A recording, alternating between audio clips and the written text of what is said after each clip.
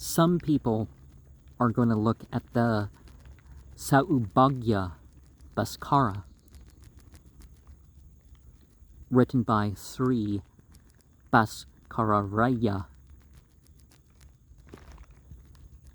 in 1785 of the Common Era, as an indication that these things are new. But the Lalita Sahasranama is something that at least culminates thousands of years of tradition. Some people are going to be like, well, it's blasphemous to refer to divinity as female. Now, we can use feminine language and all that, just like we can referring it to the other gender, because if we're saying it's limiting, it's really on the same platform. Now, we can go beyond that sort of thought and personally think that we're not referring to deity as male or female, and that we're just admitting that we realize divinity through qualities that are manifested more in one form or another. The Kama Kala Vilasa, verse 2, says, Sajayate Saktiradya Neja Sukhamayane Rupamakara Bhavichara Chara Bijam Sivarupavimarsanirmaladarsa. It's the primordial energy, excelling all, and in the true nature is eternal and bliss without limit. The fragment of all the moving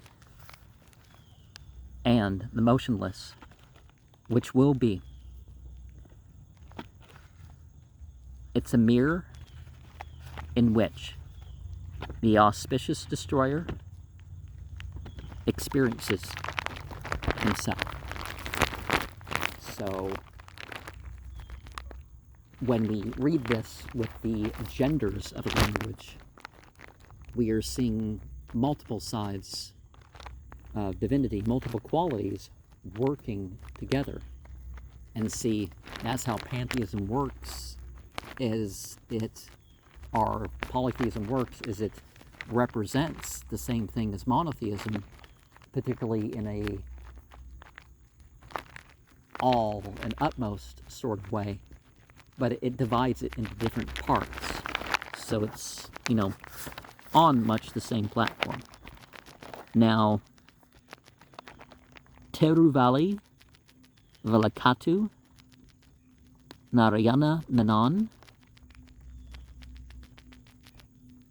did a commentary on the Lalita Sahasranama in Malayalam, and it was closer to his death in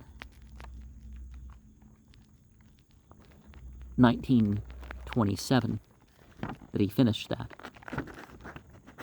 But as one can say, these things that are to evoke these qualities in ourselves that leads to us embodying these principles. This is not something new. And that's why I would distinguish, the whole cult thing and this, because this is, something that's been going on. More people are going to say the Vishnu Sahasranama. Sarve bhavantu sukhina, sarve santu niramaya, sarve bhadrane pasyantu ma chen du kabavet. Let all be happy.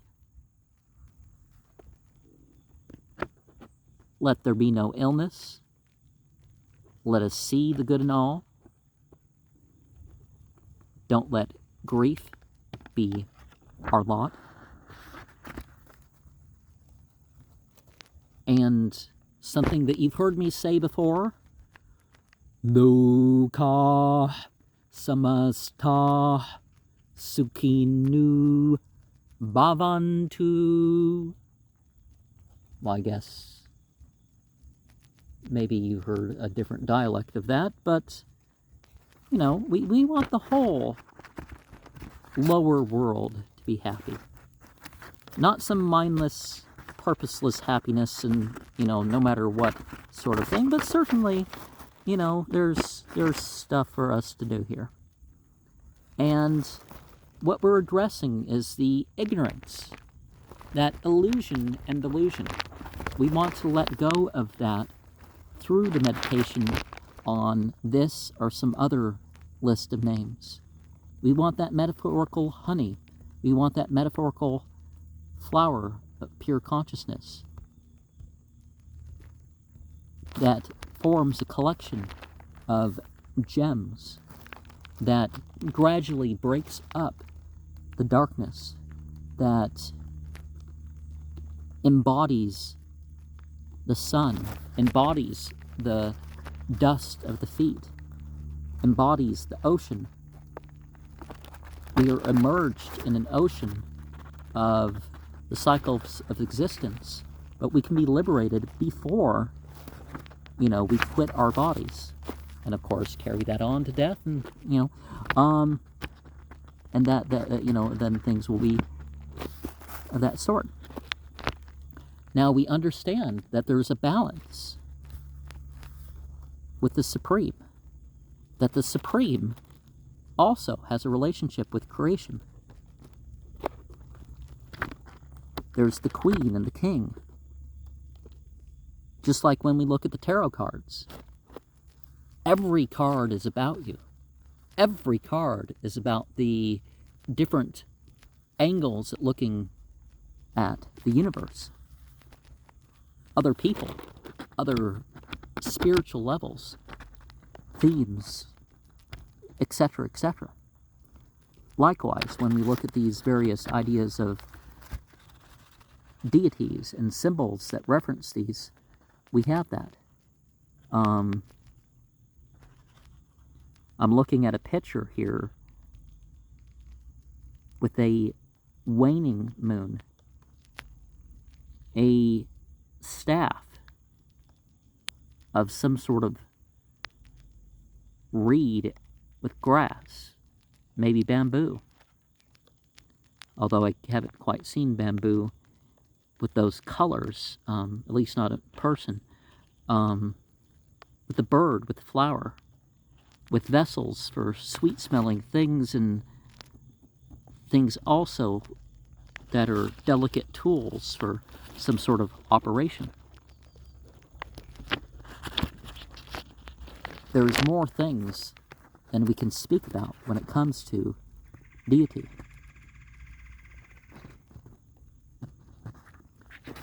When we think of that relationship, the female side represents what engenders and forms that relationship or that vessel of the other. And we can talk about ascending the 7 stages. And I've talked about that, or I will talk about that in my Bhagavata Purana lectures, where I mentioned the 7 doors that are gone through on the way to the Vaikuntha planet. And if you do this with stages of development, rather than a lot of people who just want to skip stages, they want to be socially inappropriate, but that servant master stuff along the way, it's like, well, see, but when you're further along, you get the doing what you're told and not doing what you're not told, but then you realize that's not the purpose. And anyways, a longer explanation than what I'm going to go into here, but we have the Sadhana, Vidachara, Vaishnavachara, Saivachara, Dakshinachara, Vamachara, Siddhantachara, and Kaolachara. And Vedachara is of action. Vaishnavachara is devotion. Saivachara starts the path of knowledge. The teaching stages are Dakshinachara and Vamachara.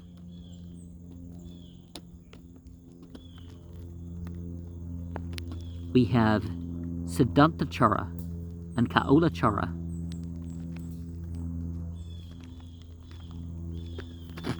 And so you break free as an individual from inherent tendencies. Or those become, you become more than instinct. You become more than an animal. And you try to form a unity within yourself. Or you act as a in-between. And therefore your very existence manifests the guru tendency, the bringing people from one stage to another. That you're a reminder of the divine qualities. And so we're obviously getting into both yoga and Tantra in the path.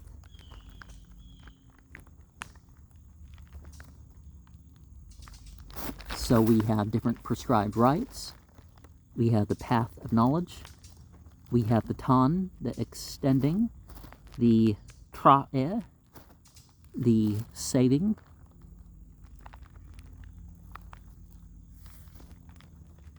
and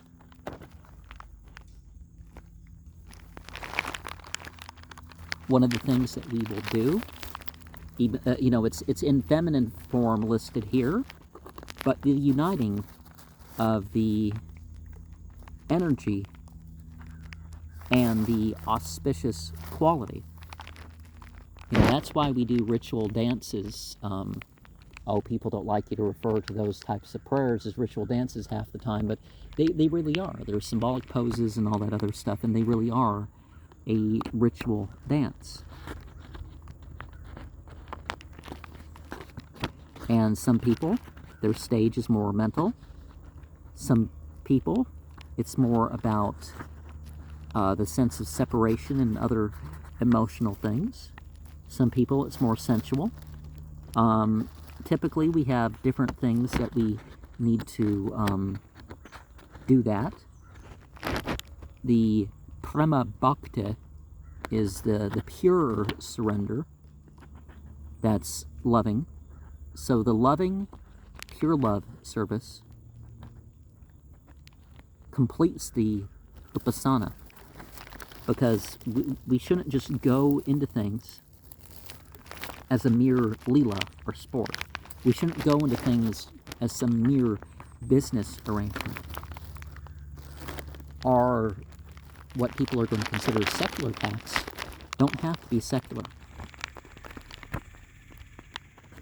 And when we look at the different names, we're going to see certain things implied, and particularly when they're operated. So the Vishnu Sahasranama and the Lalita Sahasranama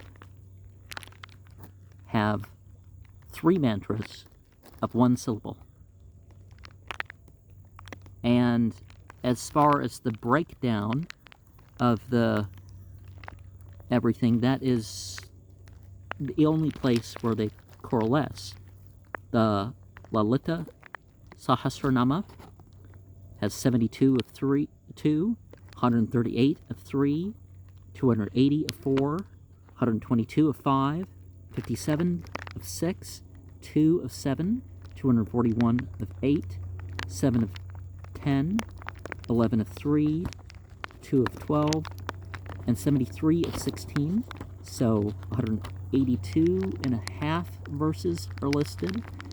And the Vishnu Sahasranama has 107 verses, 18 mantras of 8 syllables, 34 of 6, 106 of 5, 273 of 4, 338 of 3, 228 of 2. And each name or mantra can be used separately as, you know, a form in itself. And so there's different benefits that people can have. And so the Vedas and the Tantras are listed as different types of things. And so some people will believe that some things are more pleasing than others. So just the reciting of the names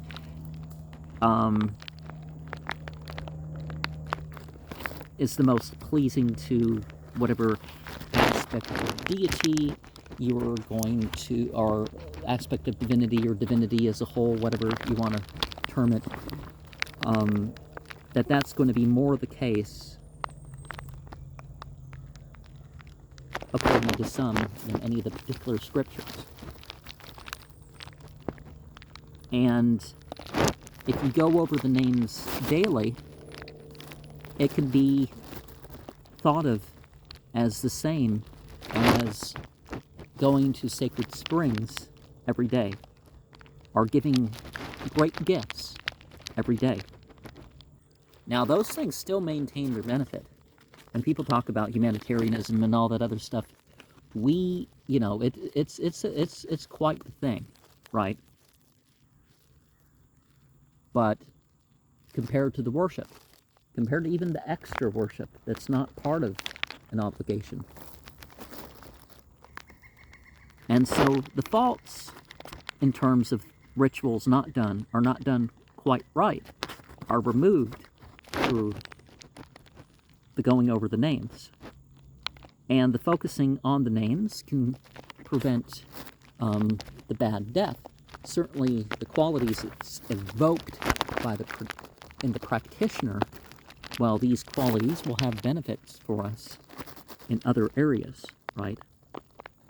And if we have remembrance of divine names, it can protect us from entities that are not on our side spiritually. It can protect us from astrological or other symbolic arrangements that could be used against us if we weren't of this connection.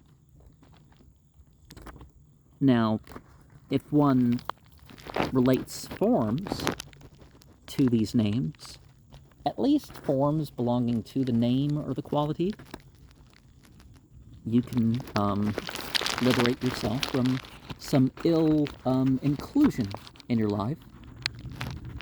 Some women can get children, or some males can become fertile through these. Certain physical actions should be taken towards those healths, if you know that's what you're looking after. General evil spells that would be worked against you, or black magic, to take it into a broader context, that can be dealt with. There's definitely the connections that relate to enemies. You know, enemies aren't so much of a problem, and you could have victory if there's a conflict. And if you focus on the names, your reputation could be lifted, your reputation could be spreaded. And Fridays are the best days of the week to, unless there's like some particular holiday which is more meritorious or something, Friday remains the best time to do this stuff. And different different aspects will have more benefit than others. Certainly some can say that one name of the destroyer is worth more than one of the maintainer, because the auspicious is who is the side of deity that will, the god of Judgment Day. Well, that's the rest of your existence. What maintains you in this life is just a fragment like that compared to the other. So that's one way of looking at it. And regardless of your station in society or your knowledge, if you just go over divine names, it can be as if you're sacrifice in this age, particularly when some things aren't available. Again, these other rituals are very meritorious in themselves. And different statuses of life, different stages of your life, it could happen once. It could take more time. It could be building up towards a certain intensity of concentration and other experience or devotion with it, but you can remove the spiritual side of your past mistakes. And there are other things dedicated. So, to the Shining, we also have the Gangastava, the Bhavan Nistava, Gayatri Stava, Kali Stava, Lakshmi Stava, Sarasvati Stava, Rajrasvari Stava, Balastava, Sya Malastava, and Lalita Stava. And because we're going over this one, obviously the opinion that we are running into is that this one before you is, the best. And